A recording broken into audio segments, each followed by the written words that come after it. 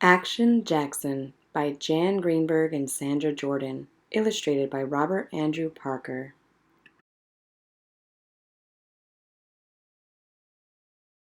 The wind blows in from Gardiner's Bay, bringing the scent of salt marshes and sea lavender. His eyes miss nothing. Sunlight on the tree branches, tangled stalks of blackberry bushes, beetles crawling in the grass underfoot. Caw, caw! The crow he tamed flies down and lands on his shoulder. His border collie, Jip, runs in circles, demanding a walk, across the fields and down a country road to the wide, sandy beach. But Jackson turns and keeps going. The gray, weathered barn used to be filled with rusted machinery, old fishing gear, and broken tools. Now, it's his art studio, a place for painting. Some artists put a canvas on an easel or hang it on a wall. Not Jackson. He spreads his out like a sheet, smoothing it flat with his large hands. He wants his paintings to be big, big as the sky out west where he grew up, flat as the marshland behind the house. Sunlight pokes through cracks in the boards and flies buzz in the dusty studio air. Sliding doors rattle on their frames. He sits, silent, on the floor, staring at the blank canvas.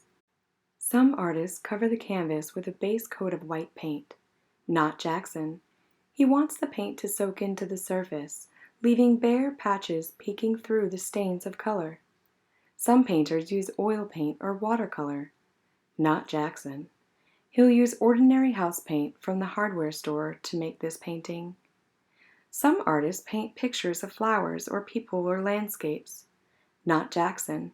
He expresses his thoughts and feelings directly on the canvas, calling it energy and motion made visible.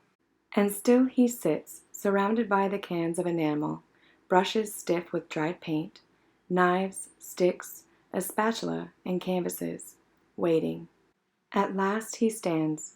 He chooses a stick and dips it into a can of syrupy paint. Slowly he circles the canvas, stepping around the edges, straddling the corners. Black lines form a tangled web. Now he chooses a brush, working toward the middle.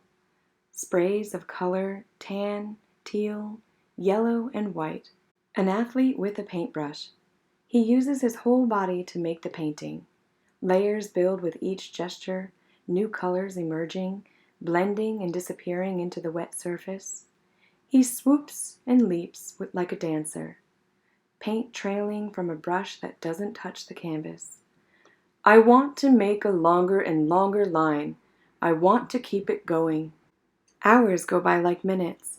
Suddenly he feels exhausted, used up, his inspiration gone. Things get in the way of the flow, like roots blocking a soil line. He puts down the brush and goes into the house to help make supper. His mind filled with thoughts about the wet painting back on the studio floor. The next afternoon, Jackson prowls around the canvas, studying his work. But he doesn't pick up a brush. Instead, he walks the beach past the sandy marshes and the tall spartina grass that waves in the breeze. He spends hours sitting on a grassy dune watching the gulls. In the barn, the layers of paint dry. Almost a week passes before he dips a brush and begins his dance. What is he thinking? Does he see the sunlit beach, the pattern of waves, the interlacing branches on the trees, the lush summer grass outside his studio? I don't know where my pictures come from. They just come. And the paint flows. Like the Native American sand painters he saw as a boy out west. He moves around the canvas, coaxing the paint into loops and curves.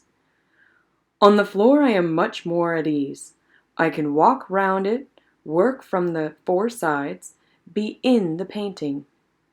Fireworks splatter of rosy pink, twisting ropes of white, spangles of silver, a lavender glow where pink and blue-black meet. Jackson listens to jazz recordings in the evenings. He likes musicians who improvise, inventing their own melodies as they play. While he paints, the notes spin over and over in his memory. Swish and swish again.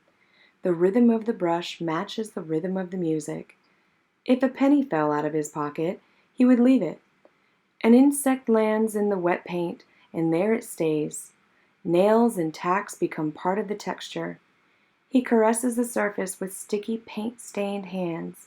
One, then two, handprints across the canvas. His eyes move up and down, back and forth. With light steps, he follows the sweep of his brush. He stops in a pool of paint, pauses. Paint, paint, and more paint. Dripping, pouring, flinging. The paint has a life of its own.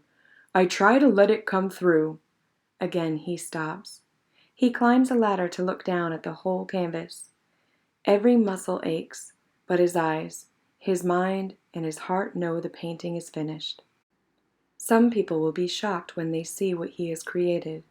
Some angry, some confused, some excited, some filled with a happiness they can hardly explain. But everyone will agree, Jackson Pollock is doing something original, painting in a way that no one else has ever seen before. For the next few days, he and his wife Lee plant the vegetable garden.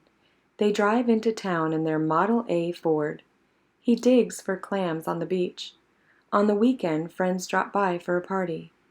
It will take another week for the thick paint to dry. Then Jackson and Lee will tack the canvas to the studio wall. Jackson sits, silent, staring at the blank canvas spread on the floor of the barn, waiting. Soon he will dip his brush in a can of paint, lifting it high in the air to begin again. Thank you for listening to this read aloud of Action Jackson. If you would like to hear more like this artist, please subscribe to our channel, Zip Ziggle.